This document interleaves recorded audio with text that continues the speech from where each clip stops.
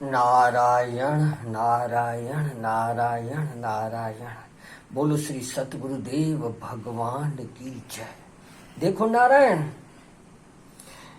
हम आप लोग आपस में ग्रंथों के माध्यम से समय का सदुपयोग करके अपने विवेक को जगा रहे हैं नारायण।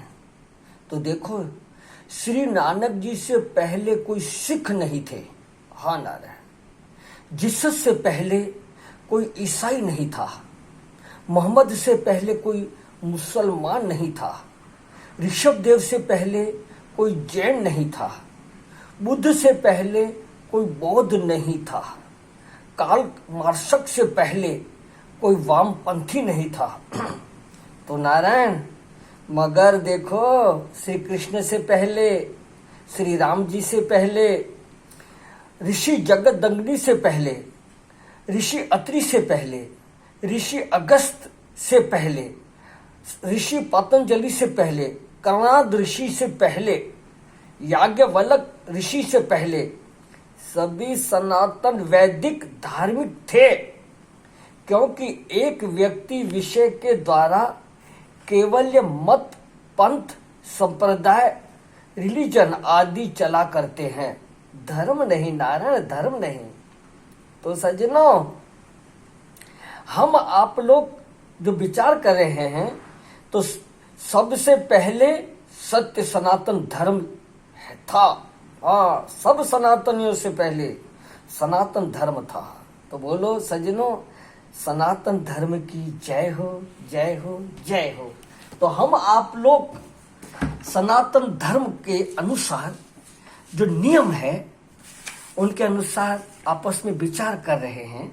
हाँ, तो अपन लोग वर्ण आश्रम, वर्ण माना ब्राह्मण, क्षत्रिय, वैश्य और शूद्र। आश्रम का अर्थ वर्ण आश्रम, आश्रम का अर्थ ब्रह्मचर्य, हाँ, गृहस्थ, वानप्रस्थ और संन्यास। तो नारायण, अपन ब्राह्मण, क्षत्रिय, वैश्य, शूद्र के कार्यों पे कैसे कैसे स्वभाव से अनुसार होता है उसे बात चर्चा कर चुके कुछ संक्षेप में। और ब्रह्मचार्य को कैसे रहना चाहिए, क्या उसका, उससे भी कुछ संक्षेप में विचार कर चुके। अब गृहस्थ आश्रम में कैसे रहा जाए वह बता रहे हैं। देखो सज्जनों, गुरु के पास रहकर भली भांति वेद का अध्ययन करके यदि गृहस्थ आश्रम में प्रवेश करने का मन हो, तो सबसे पहली बात यह है कि गुरु से आज्ञा ले। जब गुरु जी अनुमोदन कर दे, माना कि ठीक है बेटा, अब तुम ब्रह्मचर्य आश्रम का परित्याग करके गृहस्थ आश्रम में जाओ, तब जाना चाहिए। और कैसे जाओ? बोले कि गुरुवे दक्षिणा दत्वा स्नादात, गुरु जी को दक्षिणा देना। देखो नारायण, आजकल के जो गृहस्थ लोग हैं ना, वे कहते हैं कि ज्ञान प्राप्त करना तो हमारा अधिकार की बात है, हमको ज्ञान तो सीखना चाहिए, और जो सिखाने वाले उसको, उसका कर्तव्य है कि वह हमको सिखावे। किसी ने हमको ज्ञान का उपदेश किया तो उसने अपने कर्तव्य का पालन किया। अब इसमें उसको दक्षिणा देने का क्या प्रश्न है? तो देखो सज्जनों, नहीं भाई, गुरु जी को दक्षिणा भी देनी चाहिए। यह दक्षिणा क्या है, यह भी तो विचार करो कि श्रीमद् भागवत में दक्षिणा का अर्थ बहुत विलक्षण है। हाँ सज्जनों, जो काम तुमको गुरु ने सिखाया है उसमें तुम दक्ष हो गए कि नहीं, दक्ष माना ठीक ठीक समझ करके अब उसमें होशियार हो गए कि नहीं, एकदम दृढ़ता आ गई कि नहीं है, दक्ष हो गए कि नहीं, दक्ष से दक्षिणा बनता है। तो गुरु जी को दिखा दिया कि आपने जो कुछ सिखाया पढ़ाया था उसमें हम बिल्कुल पास हो गए, यही दक्षिणा है नारायण, यही दक्षिणा है। तो देखो नारायण, बताते हैं कि एक ब्राह्मण थे, उन्होंने अपने गुरु से कहा कि महाराज, आपने हमको वेद पढ़ाया है, सो कुछ दक्षिणा लीजिए। ये उपनिषदों में आती है बात है सज्जनों।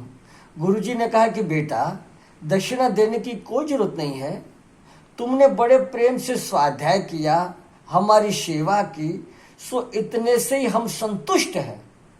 जब उसने बहुत जिद की तो उन्होंने मांग लिया कि अच्छा यह चीज ले आओ। अब देखो नारायण, ग्रंथों में आता है कि वे राजा रघु के पास ब्राह्मण गए और पढ़ तो रघु जी ने, राजा रघुवंश वाले रघु जी ने तो अपना सब कुछ दान कर दिया था, उनके पास कुछ नहीं था। अब उनके पास गए कि लाओ हमको कुछ दान दो। अब वो बोले भैया हमारे पास तो सिर्फ मिट्टी के बर्तन के सिवा कुछ है ही नहीं, अब दान मैंने तो सब दान कर दिया। वो तो सम्राट थे, पर आए तो सब कुछ दान कर दिया। पर देखो नारायण कि तुम हमारे पास आए हो तो खाली हाथ मत जाओ। इस तो नारायण जब उन्होंने चिंता की कब क्या करना चाहिए, तो क्या किया, राजा रघु ने धनुष संभाला और कहा कुबेर को, अब कुबेर क्योंकि देवताओं के खजांची है, और नारायण उसने ललकारा कुबेर को, कुबेर डर गए और सोने मोहरों की वर्षा कर दी। तो बस नारायण रात को ही वर्षा कर दी और ब्राह्मण को कहा जा ले जा। तो नारायण ऐसे तो राजा थे। तो नारायण देखो, यदि कोई ब्रह्मचारी है और यह अपने गृहस्थ आश्रम में जाना चाहता है तो उसको दक्षिणा देकर गृहस्थ आश्रम में जाना होगा, और आजीवन ब्रह्मचार्य का पालन करना चाहे तो दक्षिणा देने की कोई जरूरत नहीं होगी। यह दो विधांत है सज्जनों।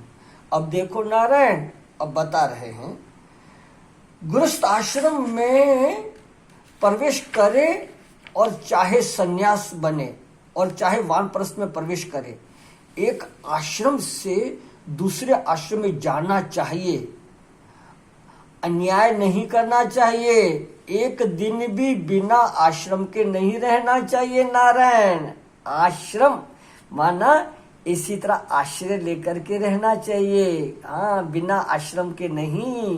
गृहस्थ ब्रह्मचारी आश्रम में रहे या गृहस्थ आश्रम में रहे या वानप्रस्थ आश्रम में रहे या संन्यास आश्रम में रहे, मगर किसी आश्रम बिगड़ न रहना चाहिए और उनके नियम के अनुसार रहना चाहिए।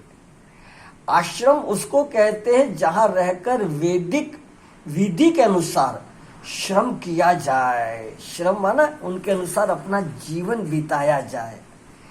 अलग और श्रम अलग है। निकम्मा रहने के लिए आश्रम नहीं होता है नारायण। जो श्रम नहीं करेगा वह ब्रह्मचारी नहीं रहेगा। यह बात आप सज्जनों ध्यान में रखना चाहिए। क्यों? श्रम करने से शरीर में वीर्य का पालन हो जाता है, और यदि मनुष्य शारीरिक परिश्रम नहीं करेगा तो उसका पाचन नहीं होगा, उस वीर्य का पाचन नहीं होगा। पाचन नहीं होगा तो कभी आंख से निकलेगा, तो कभी नाक से निकलेगा, तो कभी कान से निकलेगा, तो कहीं न कहीं से वह निकल जाएगा। इसलिए परिश्रम करके उसका पाचन करना चाहिए। तो एक आश्रम में से दूसरे आश्रम में जाए नारायण। हाँ, तो ना आगे कहते हैं न्याय था मत परम सचेत। जो भगवान को प्राप्त करना चाहता है उसको शास्त्र के विरुद्ध आचरण नहीं करना चाहिए। हाँ नारायण, जो सत्य परमात्मा अस्तित्व तत्वों को जानना चाहता है, मनुष्य जन्म सफल करना चाहता है, हाँ नारायण, मनुष्य से नारायण ऊर्ध्व गति करना चाहता है। ऐसा नहीं कि मनुष्य से पशु बन जावे, नीच योनियों में जावे, अधोगति में जावे, उनको छोड़ो। मगर जो अपना जीवन परमात्मा की प्राप्ति करने के लक्ष्य पे करना चाहता है उसको शास्त्र के विरुद्ध आचरण नहीं करना चाहिए, शास्त्र के अनुसार आचरण करना चाहिए। इसका यह भी अर्थ है सज्जनों कि जो भगवत भक्ति करना चाहता है उसके लिए तो आश्रमी होने का, आश्रमी धर्म का इतना बंधन नहीं होते, परंतु जो धर्मात्मा होकर रहना चाहता है उसके लिए तो यही व्यवस्था है नारायण, यही व्यवस्था है। जो धर्मात्मा होकर के पर जो पशुओं का जीवन, उछलंग जीवन जीना चाहता है, तो नारायण कोई है ईश्वर अस्तित्व तत्व हमें अच्छी तरह याद है। घाट वाले बाबा के वहाँ बापू के अपने भाई के लिए कह रहे थे, इनको समझाओ, ये करो ये करो। बाबा ने कहा तुम चिंता क्यों करते हो, समय माना यमराज अपने आप समझा लेगा। तो देखो नारायण, पाप पुण्य छुप छुप करे अज्ञानी दिन रात, तुलसी कब तक छुपी रहे रुई लपेटी आग। देखो न, हम आप लोग, ग्रंथ हमारा साक्षी है, ग्रंथ आधार है। राम जी के पिताजी को भी दंड मिला नारायण। राम जी ने क्या कर दिया, राम जी क्या कर सके? बोले नहीं पिताजी, आपने जो किया है तो उसका फल आपको मिलेगा। इसी तरह गंगा जी का बेटे भीष्म पितामह, देखो नारायण, तीरों की सैया पे सोए हुए हैं, तो क्या देखो है ना कुछ कर्म का फल। तो नारायण कर्म की गति गहन है, तो सावधान। तो अन्याय के अनुसार नहीं चलना चाहिए, शास्त्र विरुद्ध नहीं चलना चाहिए। कोई देखने वाला है हाँ, विश्वेश साक्षी देव सोता नहीं नित जागता, रहता है पास तेरे हर समय सब क्रियाएं ताकता। जो जो करे संकल्प तू सबको सदा है जानता, अच्छा बुरा जो तू करे रहता उसे है सब पता। वो है ऐसी शक्ति। तो नारायण अपना मनुष्य जन्म सुधारना हो तो सत्य सनातन धर्म के अनुसार जीवन बिताना चाहिए। उस पे आपस में विचार कर रहे हैं नारायण।